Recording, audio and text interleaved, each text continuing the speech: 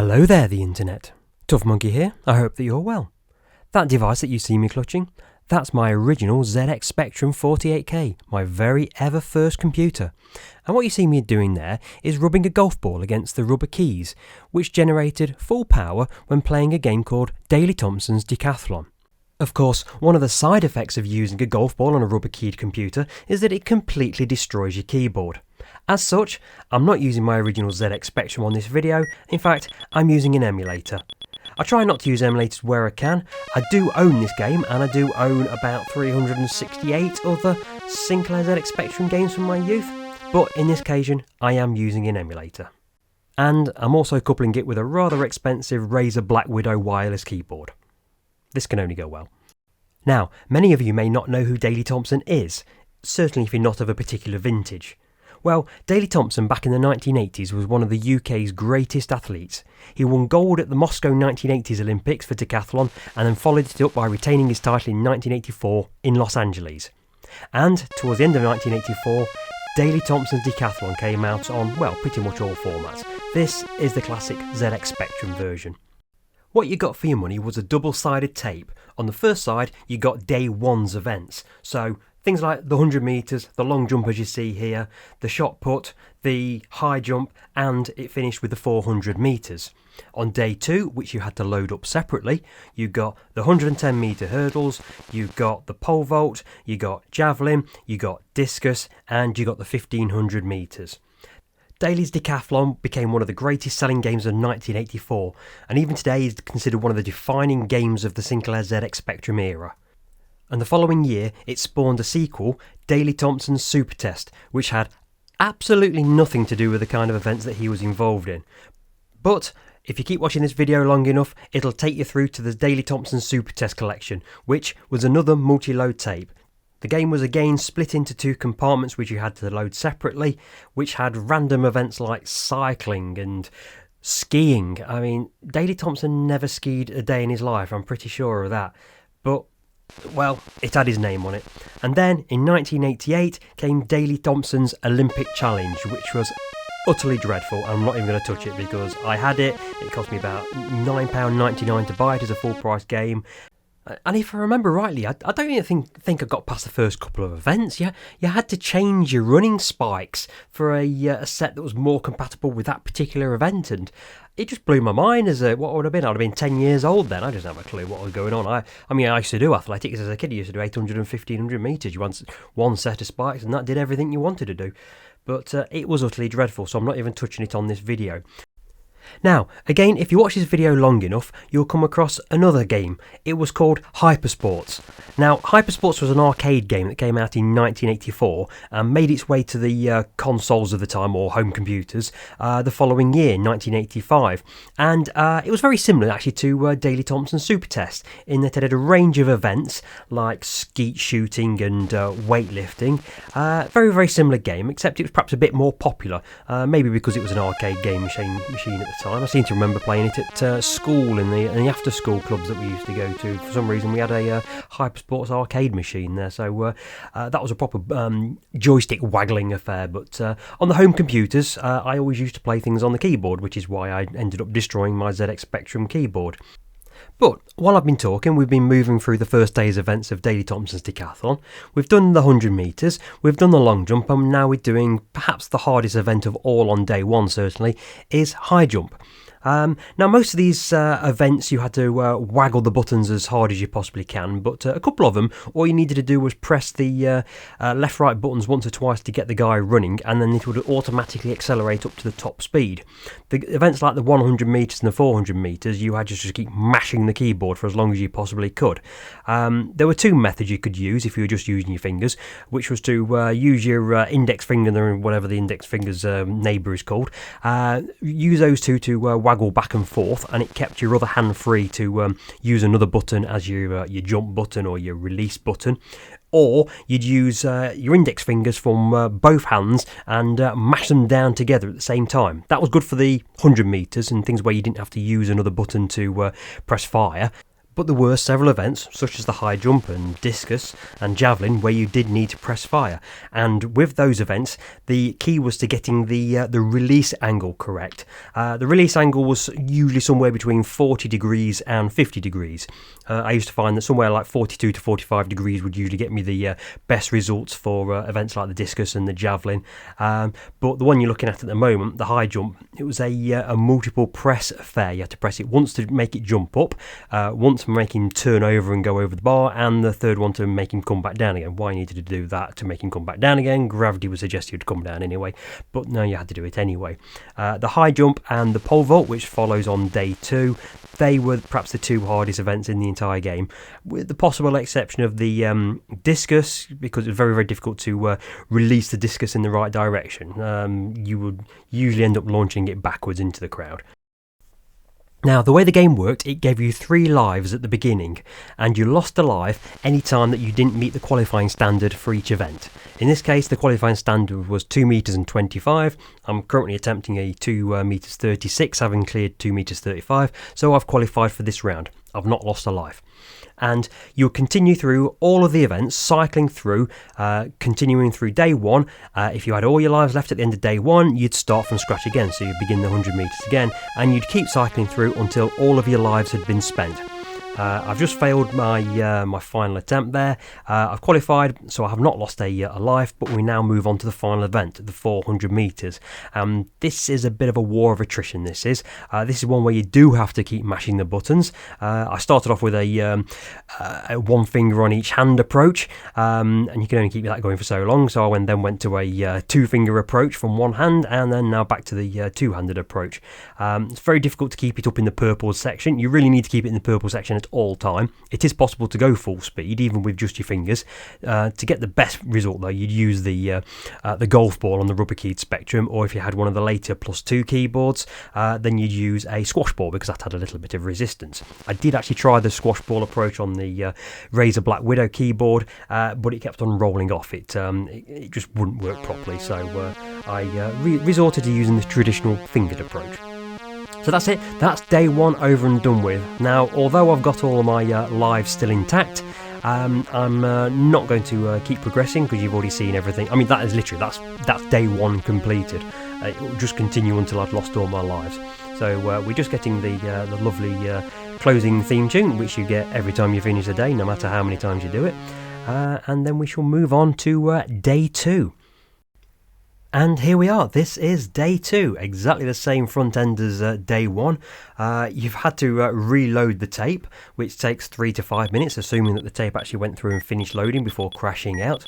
But front end is exactly the same as day 1, but we've now got day 2's event. So we're starting off with the 110 metre hurdles, which was a bit of a pain in the backside, if I remember. It's very difficult to keep your speed at the same level, and depending on your speed was where you took off to go over the hurdle. If you're going at a high speed, you had to take off sort of there, and if you're going at a slower speed, there, and you found yourself hitting the hurdle every single time, and each time you did that, you got even slower and slower and slower. And if you are hitting the hurdles, it's very, very difficult to reach the qualifying standard. Provided you only hit 1 or 2, you should be able to walk it. Well, run it and jump it occasionally, you know what I mean. And from the 110 metre hurdles, we move on to the pole vault. Now, everyone will come a cropper at this. This was probably the hardest event in the entire Daley Thompson's Decathlon game. You run with a very unusual stance towards a nice linear pole, and you've got to hit a very narrow band which will provide you with success. There's no real reference point to when to start to hit the fire button to drop the pole down to the ground, but you have to hit it anyway. It's only like 2 or 3 pixels where you can hit the correct spot, otherwise your feet are either going to hit the bar on the way up, or your elbows are going to knock it on the way down. It's very difficult to get it right. Once you've found your rhythm, you can actually get really quite high on this. I'm going to fast forward it through because this goes on forever. The target you're really aiming for is around about the 5 metres mark, if I remember rightly. Now, to be fair, I've not actually played this game since sometime in the early 90s maybe. On this particular day, Day 2, I had a couple of practices at the 110-metre hurdles, but this is genuinely my first ever go at doing the pole vault. I've not done this in, best part of 30 years, so I was actually quite pleased with my performance on there, really. But I do fall short of the old 5 metre target, but 4 metres 80 cleared. That takes us through to the next round. We've still got all of our athletes available, and we've got the discus event. Now this was also quite difficult in many regards. All you need to do is press the button once to get him to spin. It spins of its own accord, and then you've got to find the spot to release it. And as you can see, I got it wrong there. It's very difficult to get your exact release point quite right, because you want to get it going as far as you can round to maximise the speed. And that was my second effort. You only get 3 attempts on here, and I've fallen just under 5 metres short here. So I've only got 1 attempt left to get a successful throw over 50 metres. And fortunately, I hit 40 degrees, which is a pretty decent release angle, and it sails clear and sets a new world record at 62 metres, which I'm sure many people would have beaten that by a long, long way. But it takes us through to the 4th event, the javelin.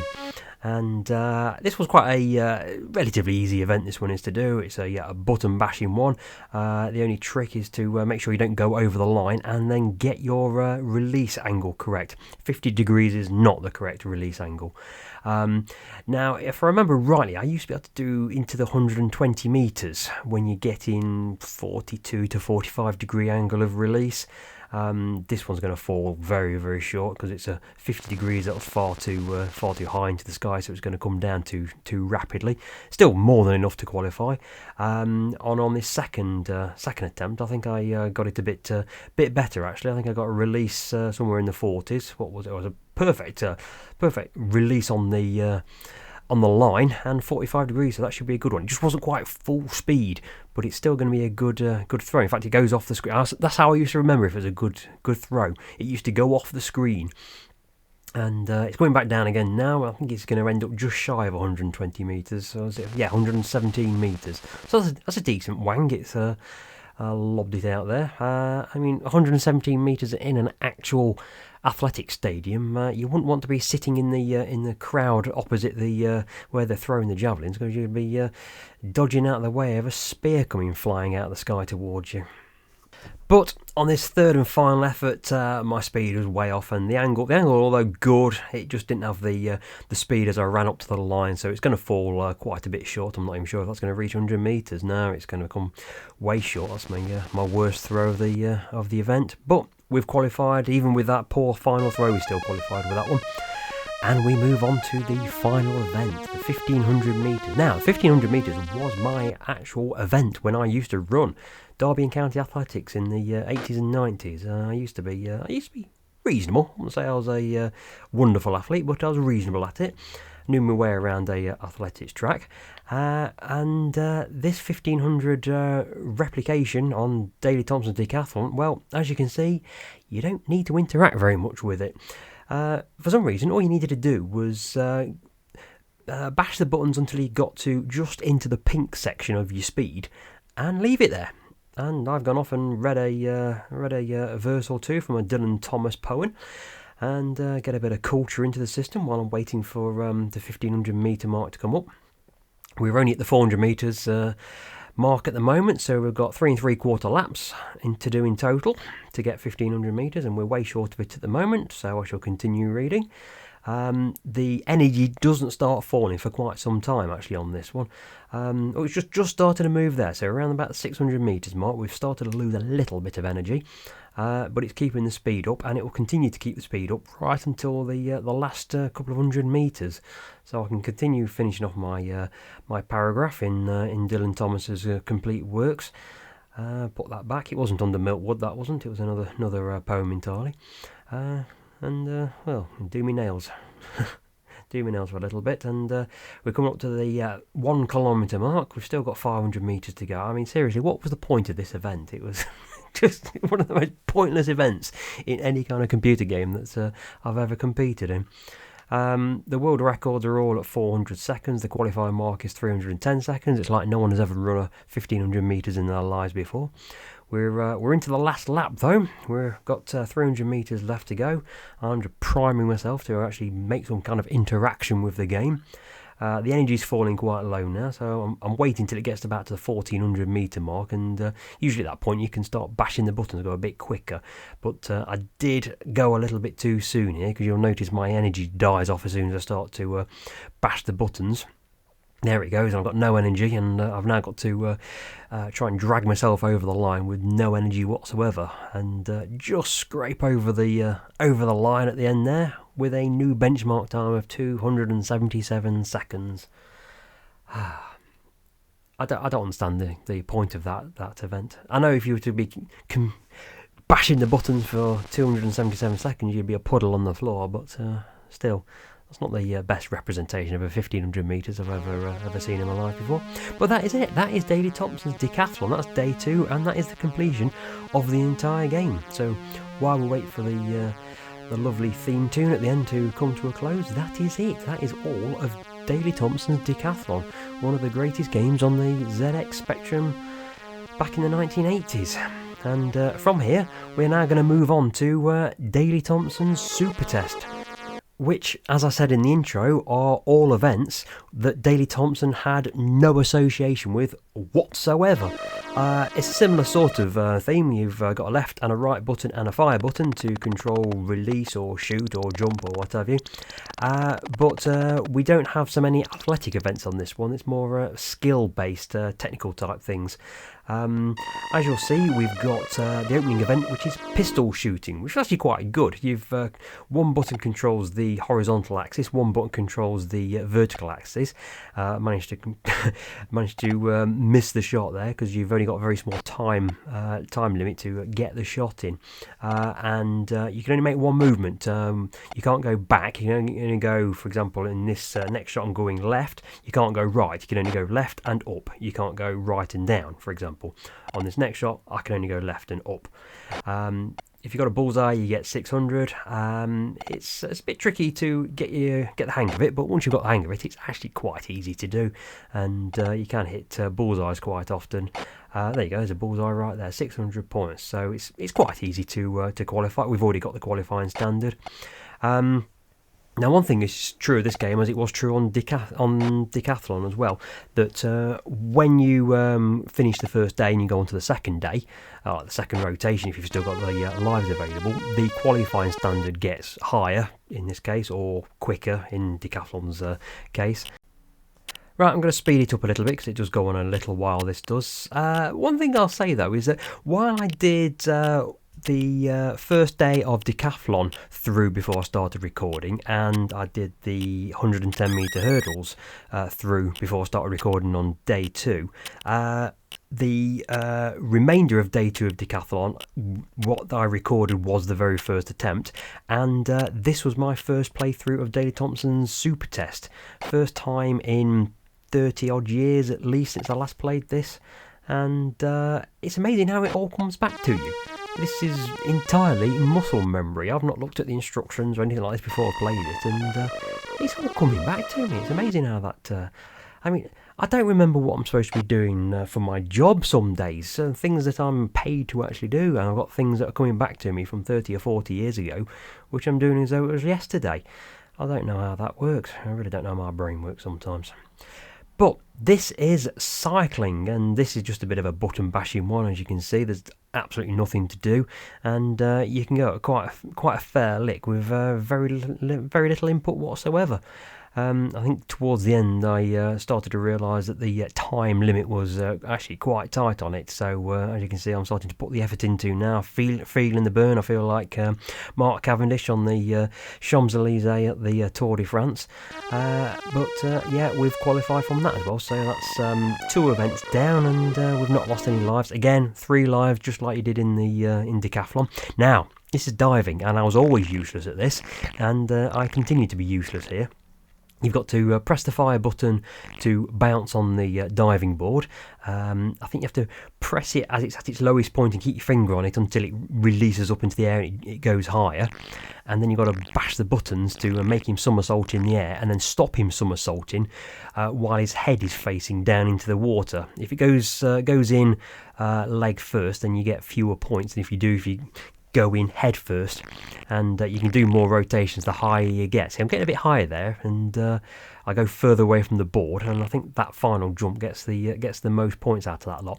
But the qualifying standard is 60 points, and I've only got 47 points, so you need to be averaging 20 points, and I actually got 20 points on that final dive, so we've lost a life there. And now we go to giant slalom, a complete random one, this one, giant slalom. We're going skiing. Now, if you've ever seen Daley Thompson, he's quite a muscular chap, and I don't imagine him being a very good skier. But here we are anyway, and I managed to mess the first one up. I missed the gates.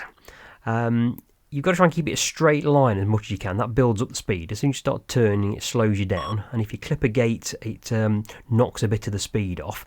And it's actually quite difficult to do, this one was, and as it turned out, it was too difficult for my own tiny little mind, and I didn't quite complete it. I ended up losing another life.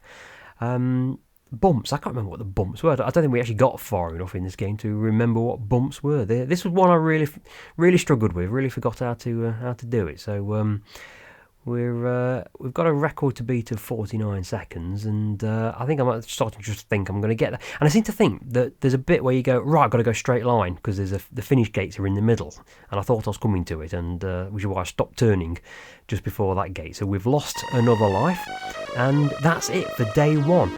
Now, I'm going to skip through this. I've just fast forwarded on very quickly to the game over screen, and that is the game over screen for day one. We're now on to day two. You've just witnessed the entirety of side A of the first tape for Daley Thompson Supertest. We're now on to day two, and I think the day two events were quite good, actually. I think I always used to load up the second tape more often than I loaded up tape one. Quite enjoyed it. Side 2. First up is rowing, and it's quite enjoyable, and it's a proper button basher. This is it's a bit like the 100 metres in the in Daley Thompson's Decathlon. All you do is get your head down and bash the buttons as fast as you can, as you will see here. I think I go flat out here, and I'm on the verge of breaking my keyboard here.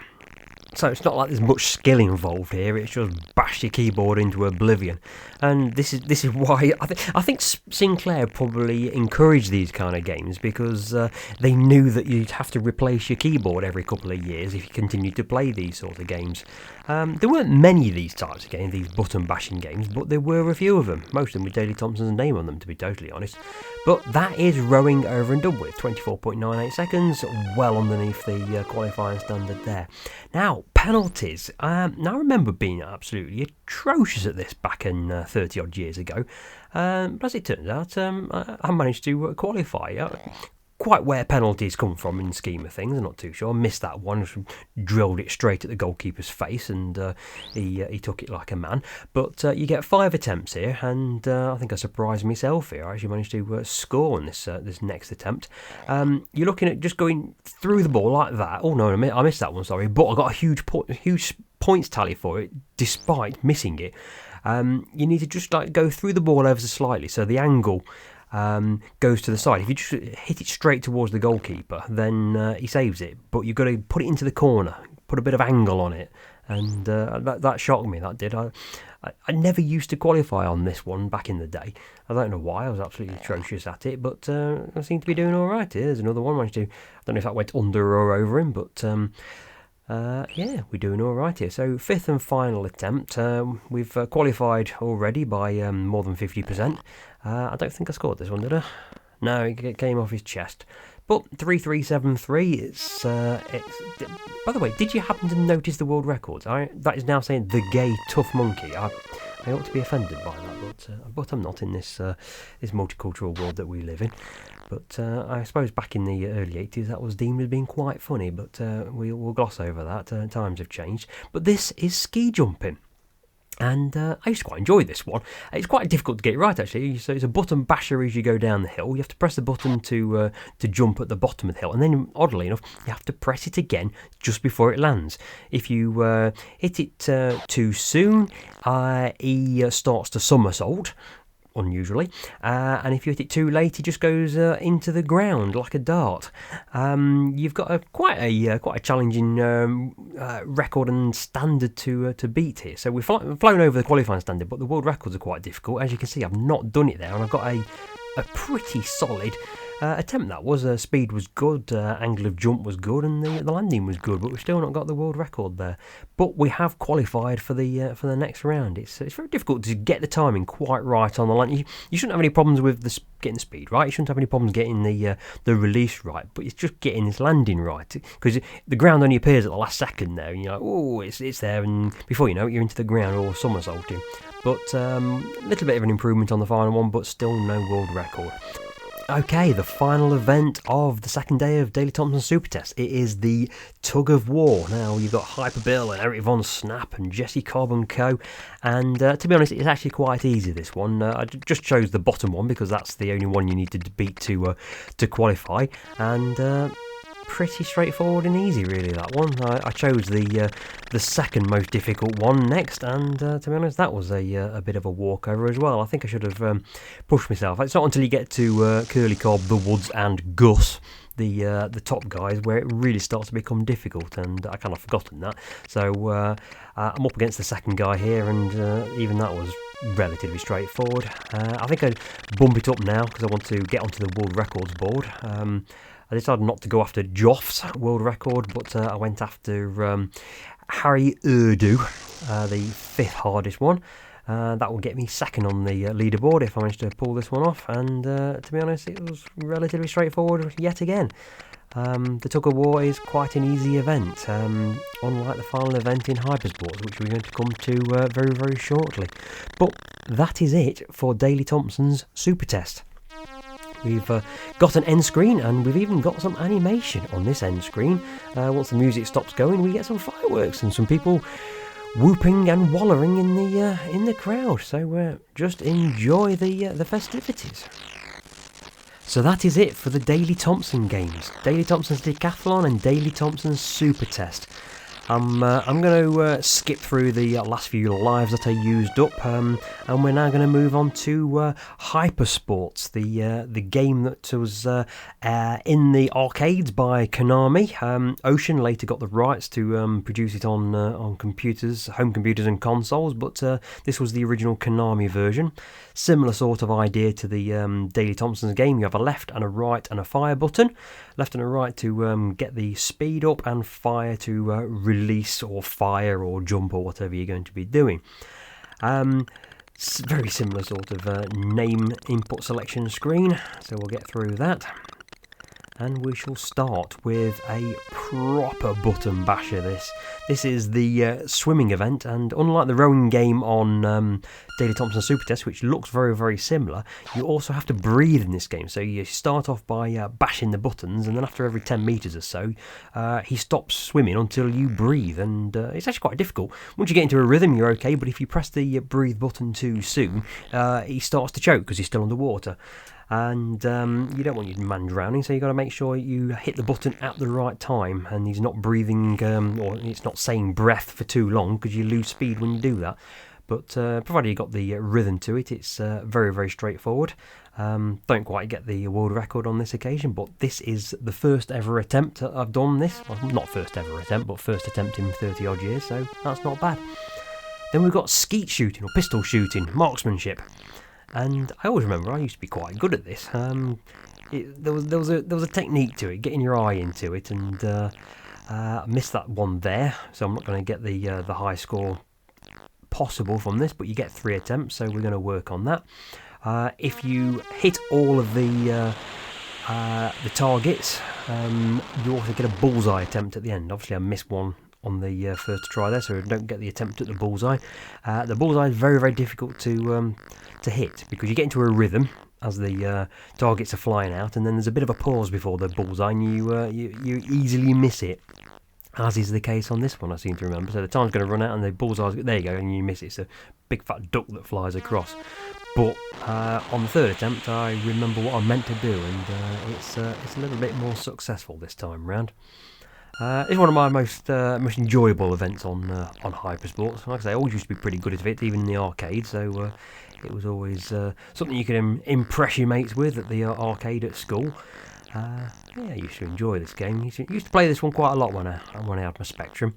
And there you go. Got the duck, nice perfect score, and I'm suitably happy with that. It all came flooding back to me. What's up now? Yeah, it took me a while to remember what this one was, but no, this was the somersault. So you do have to control the speed. I'm sure you have to control speed because it only says 1,100 centimeters a second there. But then you have to bash the buttons as fast as you can to somersault, and then make sure he's up the right way when he lands. So already got the world record straight away, so we've already qualified. The technique to this one is to hit the vault. Is it the vault or the spring, whatever? Which one? I don't know which way you're at. I'm not a gymnast. I don't really know. The jumpy bit is the aim is to hit it as late as you possibly can without missing it. If you leave it too late, he sort of hops onto his face. But if you hit it on the right point, he jumps up into the sky and lands on the pommel horse. That's the technical term, isn't it? And you've got to wait for as long as you possibly can for him to sort of rotate over the horse, and then press the release button and then somersault in the air. I don't think I improved my jump though at any point here. In fact, I think I left it too late on the pommel horse and I fell off. But first time round, broke the world record. That's enough to qualify for the next event. And there I am, falling on my arse. Judges won't look kindly on that. So, next event is, not too sure. Is it archery? Is it, I don't know, rifle range? I don't know. I would assume that's an arrow, isn't it? It just doesn't look much like an archer, but there you go. So, to start with, you have to choose your wind speed. And when I say choose, you have to randomly hit a button and hope it's not too great, the wind. So, it's got a 1 mile an hour wind, if 1 miles per hour is the measurement we're using here, going up the screen. So, you have to quickly work out where you need to release the arrow. You try and as the board is coming down the screen, because in real life archery boards move down the screen like that, I seem to remember you try to release it somewhere around where it's level with the bullseye on the display in the top right corner. We've already qualified, only just, but we've qualified there. If I remember rightly, the perfect angle for the bullseye was at 5 degrees. That'll get you halfway up the board, so that's where bullseye is located, and if you've got your release point right, then you're looking at scoring a full bullseye, which you're doing alright. We're getting a few 400 points there, and you get 3 attempts overall to get the high score. So it was a bit of a technically challenged one, a bit more skill involved with this one than most of the events, but I seem to remember I was usually quite good at this one. Another bullseye right there, so we're doing alright here. We've got one more arrow. What we're going to get here? Another bullseye. If that is a bullseye. Is 400 a bullseye? Oh, I can't remember. But that's over 3,000 points, so that's qualified us for the next round, but we do have one more go. We'll quickly whip through this one, see what we end up with a score of. I think it was a reasonable attempt, this one. So what we're going to end up over 3,000. We've got one more go, and 336, so not good enough to get onto the world records boards, but qualified pretty comfortably there. Here's me trying to work out what the next event was. I honestly couldn't remember what it was, and even now I'm looking at it thinking, what is this? And it's triple jump. We had the long jump in Daley Thompson's Decathlon, but on this game we have the triple jump. So it's a case of bashing the buttons as quickly as you can, getting to as close to the line as you can, and then repeatedly hitting the jump button as close to 45 degrees as you possibly can. That was a bit vertical on the first attempt, and 1060 centimeters a second wasn't particularly quick. The next attempt, though, I seem to remember, was a much better attempt. Again, I've got to stress it, I'm doing this for the first time in 30 odd years. I'm trying to remember on the spot what it is that I actually do here. I think I do a better attempt here. I think I put my heart and soul into getting a better speed, so 1140 centimeters a second. Too high on the first release and still too high on the second release. That's where you want to be on the third release, but not quite good enough. But 1468, just shy of a world record. Bill gets to keep his world record in place for another day. We've got one more attempt. But I don't think, although I think I got the release angle spot on, I don't think my speed was quite as high as it should have been, so it didn't quite jump quite as far as I hoped it would do. But it was a good effort nonetheless, so I think it was just shy of, yeah, we've got 1100 centimetres a second, whereas at 1140 on the last one. The jump angles are almost spot on. I think 45 degrees is where you want it to be, but I was expecting more than I actually received. It was actually slightly less than the second attempt, but never mind, we've qualified and we move on to the next event, which again I can't remember what on earth it is. In fact, when I see it come up I actually miss what the name of it is, and I'm looking at it thinking I don't remember there being a boxing event on here, because flyweight, bantamweight, featherweight, they're all boxing categories, but no, apparently it is weightlifting, and my god, this is difficult.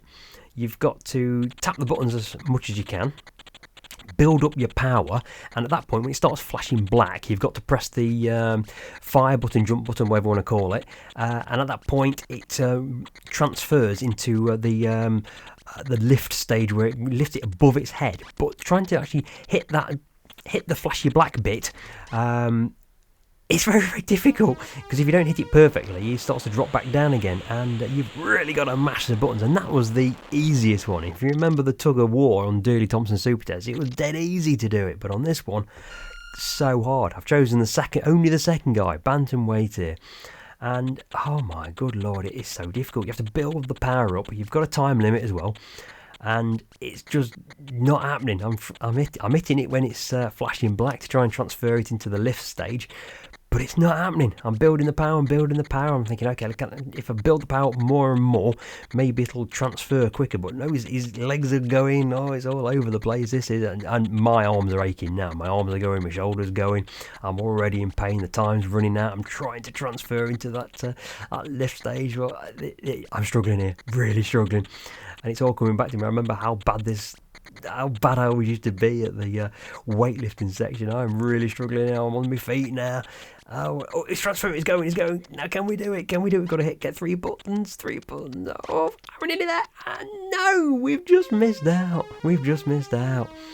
And I am spent. It's now gone round to start the day from scratch again, but I'm gone. I've had enough. I just let it play out until the end. And we're going to run it down and let all the lives go. Game over. And that's it. That is it for all three games. Daley Thompson's Decathlon, Supertest and Hypersports. The three main button bashing games on the ZX Spectrum back in the 1980s. See you next time.